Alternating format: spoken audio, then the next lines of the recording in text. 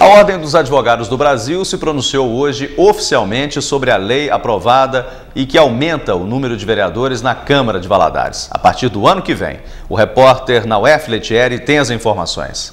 E para falar melhor sobre o assunto, está aqui ao meu lado o presidente da OAB de Governador Valadares, Francisco Shimabukuro Júnior.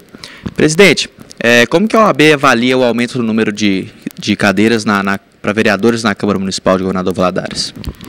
A posição da OAB é que 21 seria um número excessivo. 13 seria um número suficiente que daria uma boa representatividade para a cidade. É certo que quanto maior o número de cadeiras, maior a representatividade, mas o governador Valadares possui outras demandas, uma necessidade de maior aplicação de recursos em saúde, em educação, em saneamento básico. Então, entendemos que a quantia que deverá ser gasta com o Legislativo deverá ser economizada para ser revertida em benefício da população, atendendo essas demandas que seriam indispensáveis ou mais urgentes para a população. E qual é a posição da OAB? A OAB entende que a redução para 13 vereadores poderá proporcionar uma economia. É certo que o repasse é 6%, que atualmente é utilizado, e deverá haver uma adequação de gastos para adequar os 21 vereadores. Se poderá haver uma adequação para 21, por que não fazer uma adequação para manter 13 vereadores, devolvendo o remanescente desses 6% para o Executivo, para que sejam aplicados nessas outras áreas em que a demanda é maior. E o que vocês esperam após a decisão? Nós esperamos colher as assinaturas, que haja uma participação efetiva da comunidade e, após, com a apresentação do projeto, que esse projeto seja colocado em votação e aí, de acordo com a vontade dos parlamentares, a nossa expectativa é que seja aprovado, que realmente, se houver um clamor popular, que seja debatido e, se for da vontade dos vereadores, que esse projeto seja aprovado. Obrigado, presidente. Nauef Letieri para o Jornal da 7. Ansiedade, uma doença da modernidade que não afeta só os adultos. 13 em cada 100 crianças e adolescentes brasileiros sofrem do problema. E na maioria das vezes o fator determinante é a educação que recebem dos pais.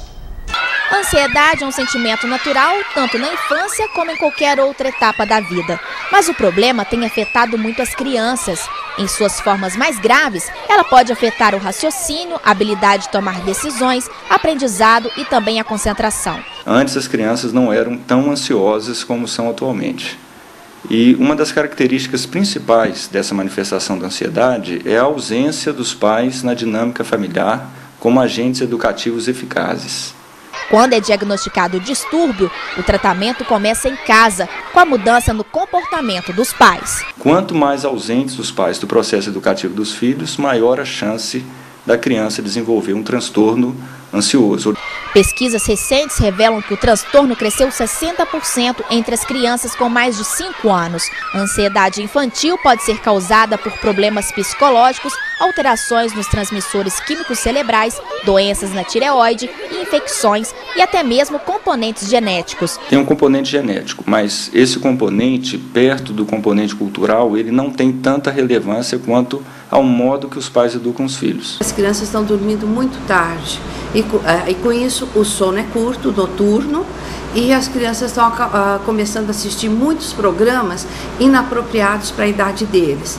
E essas informações que eles recebem acabam levando à ansiedade, ao medo, à angústia também. Então, os pais serem um pouquinho mais controladores em relação aos horários para as crianças. Uma boa alimentação, é evidente, uma diversão, um passeio, tudo isso ajuda. Se a ansiedade não for tratada, as consequências podem refletir no futuro da criança. No futuro você pode falar em crianças que têm uma insegurança emocional grande. Pode atrapalhar vários aspectos da vida dela em geral. O principal deles é o aspecto social. A ansiedade não tratada, por exemplo, vai fazer com que a pessoa tenha uma relação amorosa deficitária, que não tenha segurança para poder trabalhar e desenvolver algum trabalho, que não consiga permanecer no emprego, dentre outras ocasiões que estão relacionadas. A seguir, polícia reforça a fiscalização de vendas de produtos contrabandeados no mercado municipal. O Jornal da 7 volta já, não saia daí.